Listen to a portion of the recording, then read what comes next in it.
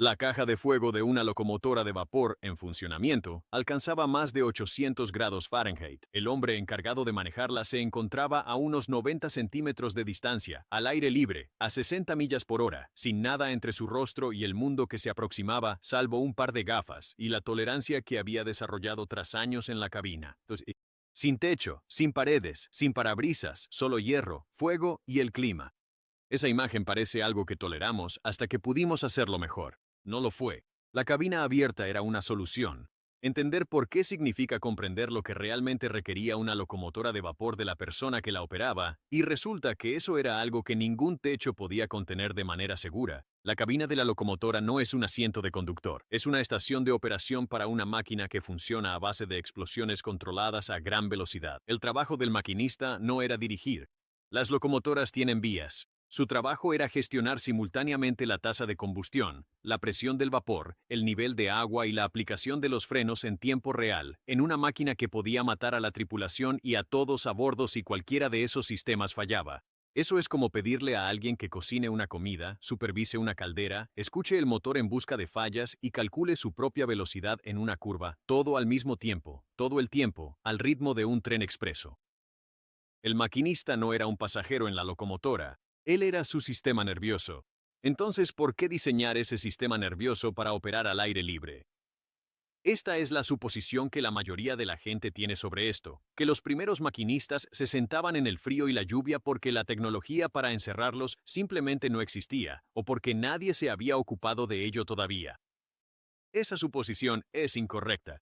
Los techos existían, el vidrio existía, la madera existía. Las habilidades para construir un simple cerramiento existían desde la primera década de operación ferroviaria. Los primeros constructores de locomotoras no eran ignorantes. Varios intentaron construir cabinas cerradas entre 1840 y 1850, enfrentando problemas que el aire libre resolvía. Primero, la visibilidad. Una locomotora de vapor genera humo por la chimenea y vapor por la caldera. En movimiento, ese escape queda detrás. Pero cuando una cabina cerrada creaba turbulencia en la parte delantera del recinto, el vapor y el humo se arremolinaban directamente en la línea de visión de la tripulación. En una máquina con frenos que requerían varios cientos de metros para detenerse a velocidad de expreso, perder la visión clara hacia adelante incluso por 3 segundos no era una simple molestia, era un riesgo de colisión. La cabina abierta había estado resolviendo esto sin que nadie se diera cuenta, porque el aire en movimiento simplemente se llevaba el escape. Cerrar los costados, atrapar el flujo de aire, y de repente el maquinista se encontraba mirando una nube blanca formada por el aliento de su propia máquina. La visibilidad explica por qué los paneles laterales eran un problema tan grande, pero no explica completamente por qué el techo era tan resistente a ser adoptado. Esa respuesta es peor. La caja de fuego estaba situada directamente detrás de la tripulación. Era, esencialmente, un horno cerrado. En movimiento, una cabina abierta permitía que ese calor radiante se dispersara en el aire circundante, incómodo, pero manejable. Si sellas esa misma cabina, has construido un horno alrededor de las personas que operan la máquina. Los ingenieros que probaron cabinas cerradas en la década de 1840 reportaron condiciones que, dependiendo de la estación, eran insoportablemente calurosas o peligrosamente húmedas por la mezcla de calor corporal y condensación de vapor. La lluvia era miserable. Se decía que una cabina sellada bajo el calor del verano en un trayecto largo era aún peor. Pero aquí es donde se pone loco. El peligro no era el calor del hogar, sino las tuberías. Vapor vivo recorría la cabina a plena presión. En una locomotora, las fugas de vapor eran normales. En una cabina abierta, una fuga de vapor se disipaba rápido. Sentías el calor, podías quemarte si tenías mala suerte, y ya. En una cabina sellada, esa misma fuga no tenía a dónde ir. Vapor a presión de funcionamiento, atrapado en un espacio cerrado del tamaño de un baño pequeño, podía escaldar a un miembro de la tripulación en segundos, no con llamas, sino con vapor sobrecalentado que atravesaba la ropa más rápido que el fuego. El aire exterior no era solo el entorno en el que trabajaba el maquinista, era una parte activa del sistema de seguridad de la locomotora. La cabina abierta era la válvula de emergencia del maquinista. Al cerrarla, se eliminaba esa válvula y se la reemplazaba por una cámara sellada llena de tuberías calientes y presurizadas. Esta es la parte que todos pasan por alto. La cuarta razón no tenía nada que ver con la comodidad, la visibilidad ni el calor. Tenía que ver con la información, la experiencia. Los maquinistas diagnosticaban su máquina constantemente, no leyendo indicadores, sino por sensaciones. La vibración a través de la plataforma les indicaba si un cojinete se estaba recalentando. Los cambios en el sonido del escape les informaban sobre caídas de presión de vapor. La resistencia del viento contra el cuerpo les indicaba la velocidad en los tramos entre mojones kilométricos. La máquina hablaba en un lenguaje físico que la tripulación había aprendido a leer con la piel y los oídos. El encierro amortiguaba cada una de esas señales. Que la cabina estuviera abierta no era simplemente un descuido, era una interfaz sensorial. Si la cerrabas, el maquinista perdía acceso a información que ningún indicador de la época podía reemplazar. Considera el automóvil. El automóvil se inventó aproximadamente 60 años después de que funcionaran las primeras locomotoras de vapor prácticas, y los autos encerraron a sus conductores casi de inmediato. ¿Por qué? Porque el trabajo del conductor de un automóvil era completamente diferente. No había fuego que manejar, ni presión de vapor que vigilar, ni nivel de agua que comprobar. El conductor dirigía y manejaba los pedales. La comodidad de los pasajeros impulsó cada decisión de diseño desde el principio, porque todo el producto se construyó en torno a la experiencia de los ocupantes.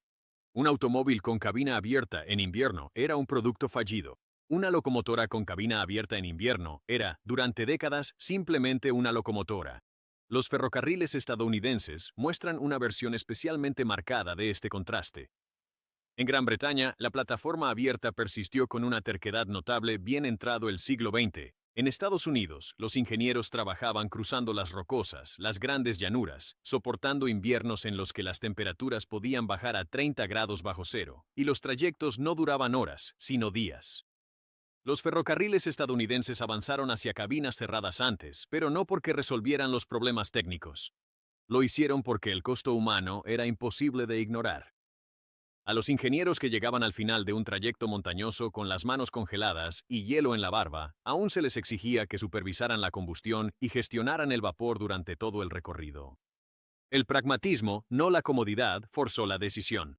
La tradición británica era diferente, trayectos más cortos, un clima más suave y una cultura de tripulación profundamente arraigada que desconfiaba de la cabina cerrada por principio. La Rocket de George Stephenson, que ganó las pruebas de Rainhill en 1829 y prácticamente dio inicio a la era ferroviaria, no tenía cabina en absoluto. El conductor se paraba directamente sobre la plataforma, completamente expuesto. Ese fue el punto de partida. A mediados de la década de 1840, algunos constructores británicos empezaron a experimentar con recintos parciales, un techo sobre la plataforma, tal vez una pantalla en la parte delantera. Lo que ocurrió después es el detalle que replantea toda la historia. Cuando se probaron esas primeras cabinas cerradas en el servicio regular, no fue la gerencia quien las rechazó.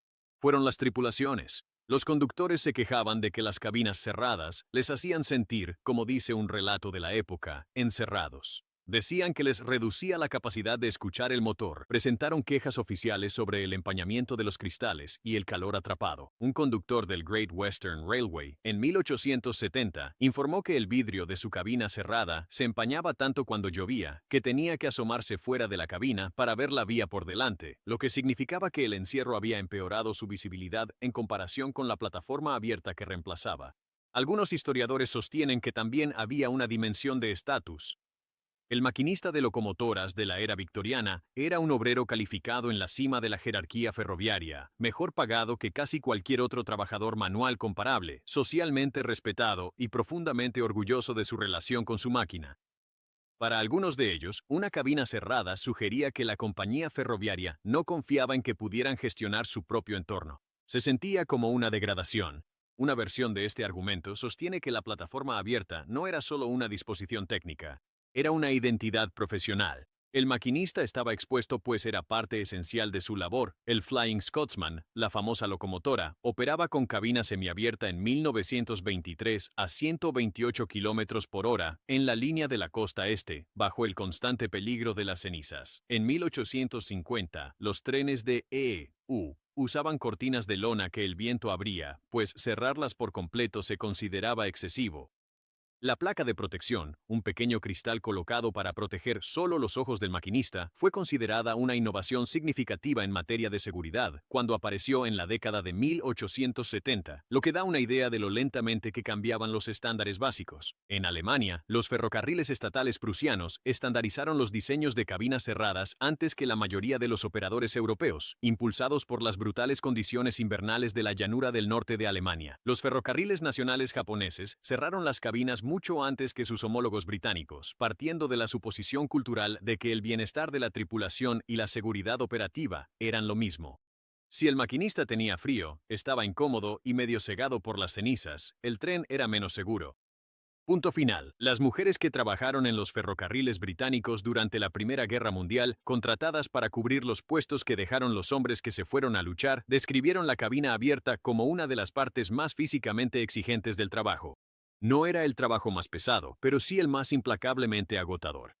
Viento, calor, ruido, frío y la constante atención física que la máquina requería, hora tras hora, sin nada que separara a la tripulación de los elementos. Cuando finalmente se exigieron cabinas cerradas en algunas regulaciones del Reino Unido, a principios del siglo XX, el lenguaje utilizado no era un lenguaje de seguridad. Era un lenguaje de bienestar. La distinción importaba a quienes redactaban las normas. Las primeras locomotoras express aerodinámicas de la década de 1930, la Mallard, la Coronation, las A4 Pacifics que batieron récords de velocidad, encerraron a sus tripulaciones no como una medida de bienestar, sino porque la carcasa aerodinámica lo exigía. La cabina desapareció dentro del cuerpo de la máquina. El cerramiento llegó por la puerta trasera del diseño industrial. Las primeras locomotoras eléctricas tuvieron cabinas cerradas casi desde el principio, porque la lógica de operación no se parecía en nada a la gestión del fuego. No había nada que escuchar, nada que sentir a través del suelo. Empuja una palanca, lee un indicador, guía por la vía.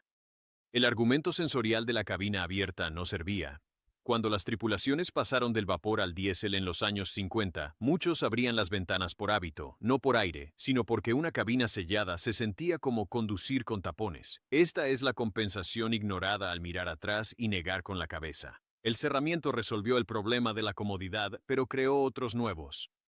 La condensación en los cristales durante el clima frío, la reducción de la retroalimentación acústica de la máquina, el calor acumulándose dentro de la cabina en verano, ahora atrapado en lugar de dispersarse. La solución a esos problemas requirió ingeniería activa, sistemas de calefacción, sistemas de ventilación, sistemas de limpiaparabrisas, amortiguación acústica, todo lo cual añadió complejidad, costo y mantenimiento. La cabina abierta no tenía ninguno de esos requisitos, porque el mundo exterior se encargaba de ellos gratis. La tracción diésel y eléctrica cambió por completo lo que la cabina necesitaba hacer. No hay fuego que manejar, no hay vapor que ventilar, no hay combustión ocurriendo a 1 metro detrás de la espalda del conductor. Las razones para el estribo abierto se evaporaron junto con el propio vapor. Las cabinas modernas de trenes de alta velocidad son entornos con control climático, aisladas acústicamente, diseñadas ergonómicamente y selladas contra el mundo exterior. Y cada vez más, la información que antes proporcionaba gratis el mundo exterior ahora debe ser introducida artificialmente. Sensores de vibración, alertas de geometría de vía, monitoreo de presión en tiempo real. El conductor de un tren moderno de alta velocidad se sienta con más comodidad física de la que cualquier ingeniero victoriano podría haber imaginado y recibe información sobre el estado de la máquina a través de pantallas, alertas y flujos de datos, porque la cabina ahora está demasiado aislada como para dejar que la máquina hable por sí misma. La cabina abierta no era un fracaso de la ingeniería. Era una respuesta funcional a un conjunto específico de limitaciones, y esas limitaciones eran reales. El problema del calor era real. El problema de la visibilidad era real. El peligro de fugas de vapor era real. El problema de la retroalimentación sensorial era real. Cada una de esas fuerzas apuntaba en la misma dirección, y lo hacían por buenas razones, durante la mayor parte de un siglo. Lo que parece exposición era integración. El conductor no sufría el entorno de la máquina. Lo estaba leyendo. La máquina no lo protegía del mundo. Lo necesitaba dentro de él.